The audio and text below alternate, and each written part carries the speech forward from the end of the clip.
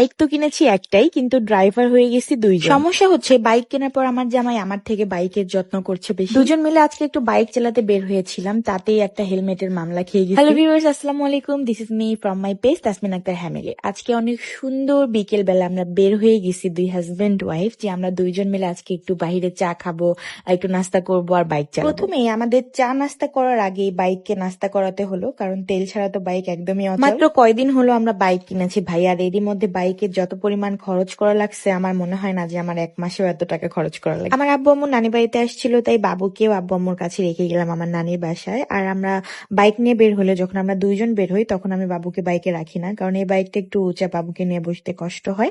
মাঝে মাঝে ওর বাবার সাথে আমি একটু বাবুকে রেডি করায় পাঠাই যে ওকে বাইকে করে ঘুরাই নিয়ে। তাছাড়াও যখন একটু মার্কেটে যাই বা বাজারে যাই, তখন বাবুকে মাঝখানে বসাই নিয়ে যাই। অলরেডি আমাদের আগে তো বাইকে চা নাস্তা করা শেষ, এখন আবার আমাদের আগে বাইক গোসল করে নেবে না, মানে আমাদের গোসল করতে তো টাকা লাগে না, বাট বাইকের গোসল করতে আবার টাকার প্রয়োজন আছে। দেখেন আপনাদের ভাইয়া বাইকের কি যত্ন নিচ্ছে, আমার মনে হচ্ছে আমি একটা বাইক কিনে নাই, একটা সতীন কিনে নিয়ে আসছি। যাই হোক, মজা করলাম। তোমাদেরকে আজকে চুলের একটা সঠিক সমাধান দিব। তোমাদের যাদের অতিরিক্ত চুলের খুশকি, চুল পড়ার সমস্যা, চুল আঠালো, জটা পেকে থাকে, তোমরা শুধুমাত্র আমাদের ভাইরাল এই সংগ্রামী হেয়ার প্রোডাক্টটা একবারের জন্য ইউজ করে দেখো, আর তার সাথে কিছু রুলস তোমাদেরকে মেনটেন করতে হবে। প্রথমে একটু হেয়ার প্যাকটা মিক্স করা দেখাই দিই। পরিমাণ মতো আগে আমাদের হেয়ার প্যাকটা নিবা, সংগ্রামী হেয়ার প্যাক। তারপরে তোমাদের চুল অনুযায়ী একটা ডিম বা দুইটা ডিম দিয়ে দিবা কুসুম সহ। এরপর 2-3টা লেবুর রস ভালোভাবে চিপে দিবা, এন্ড দেন ওটা ভালো করে মিক্স করবা। মিক্স করে চেষ্টা করবা সবসময় এটা আধা ঘন্টা 1 ঘন্টা মেরিনেট করে রাখার জন্য। তাহলে দেখবা যে আমাদের হেয়ার প্যাক মেথি যে উপকরণগুলো আছে ওগুলো সুন্দরভাবে মানে ভালোভাবে মিক্স হয়ে যাবে, এন্ড ওগুলার যে নির্যাস গুলো ওগুলা ভালোভাবে বেরিয়ে আসবে।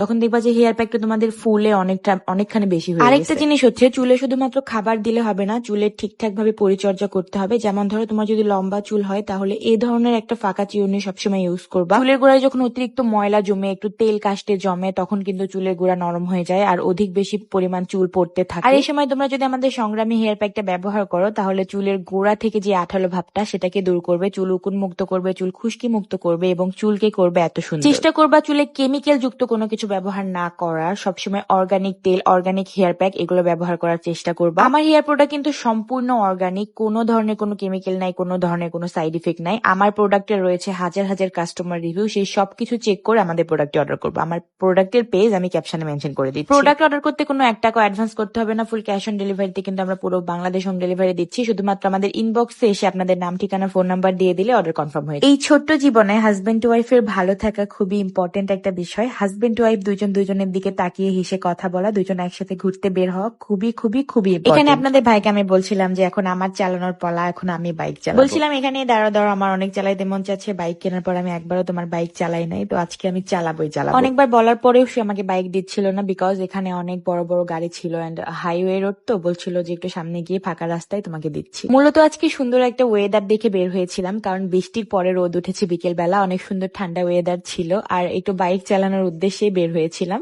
আরো একটা উদ্দেশ্য ছিল, সেটা হচ্ছে আমরা ওই যে পারমাণবিক বিদ্যুৎ কেন্দ্রের ওইখান থেকে বাবুর এক জোড়া জুতো কিনেছিলাম, সেই জুতোটা আবার ছোট হয়েছে, ওইটা একটু চেঞ্জ করার জন্য আসছিলাম আর। তো বের হয়ে আজকে একসাথে অনেকগুলো কাজ হয়েছে, নিজের মনটাও ভালো হয়েছে আর কাজটাও কমপ্লিট হয়েছে। তারপর আমরা একটা ফাঁকা রাস্তা দেখে বাইক দাঁড় করালাম। এখন আমরা বাইকের ড্রাইভার এক্সচেঞ্জ করব, মানে আমি বাইক চালাবো। আমি বাইকে উঠে দেখি যে বাইক চালানোর জন্য আমাকে উঁচু একটা জুতা কিনতে হবে, কারণ আমি দুই পাশেই মানে মাটিতে পা দিতে পারতেছিলাম না। রানিং এর উপর আমি নর্মালি চালাতে পারতেছিলাম, বাট আস্তে ধীরে যখন গাড়ি চালাবো তখন তো আমাকে পা দিয়ে একটু হ্যান্ডেল করতে হবে, বাট আমি ওই কাজটা করতে পারতেছিলাম না, যার কারণে আমি ভয় পাচ্ছিলাম। আপনাদের ভাইয়া তো ভয় আল্লাহ আল্লাহ করতেছিল যে আল্লাহ আমাকে বাঁচাইও।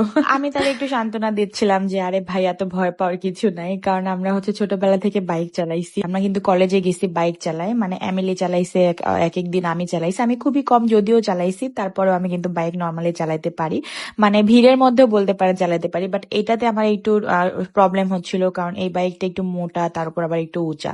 আমি নিচেও যেরকম মানে পা দিতে পারতেছিলাম না, সেরকম একটু প্রবলেম হচ্ছিল, যার কারণে আমি একটু চালাই, আপনাদের ভাইকে আবার হ্যান্ড ওভার করে দিই। তারপর আমরা যে সব থেকে বাবুর জুতোটা নিয়েছিলাম সেটা এক্সচেঞ্জ করে নিয়ে আসি, এন্ড আসার পথে আমাদেরকে হাইওয়ে পুলিশ ধরে, বিকজ আমাদের হেলমেট ছিল না। তারপর আমাদের অনেকবার রিকোয়েস্ট করার পরেও আমাদের হেলমেটের মামলা দিয়ে দেয়, এন্ড আমরা হেলমেটের যে মামলা দিয়েছি সেইটার টাকা পরিশোধ করে আমরা বাইক নিয়ে। যাই হোক, তোমরা সবসময় রাস্তায় বের হলে অবশ্যই হেলমেট নিয়ে বের। ভিডিওটা এই পর্যন্ত শেষ করছি। Thank you so much for watching.